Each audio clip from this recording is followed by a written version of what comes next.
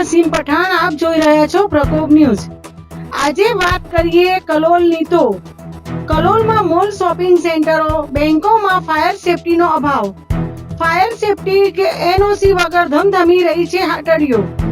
આ સંજોગોમાં રાજકોટ જેવા દુર્ઘટના સર્જાય તો કોણ જવાબદાર? પાલિકા તંત્ર આ મામલે ક્યારે કરશે કાર્યવાહી? કલોલમાં છેલ્લા 2 માસ દરમિયાન આગના નોંધપાત્ર બનાવો નોંધાયા। મહિના અગાઉ ગોડાઉનમાં વિકરાળ આગ લાગી હતી। આ ઉપરાંત સિટી મોલમાં પણ 2 વખત શોર્ટ સર્કિટથી આગનો બનાવ બન્યો હતો।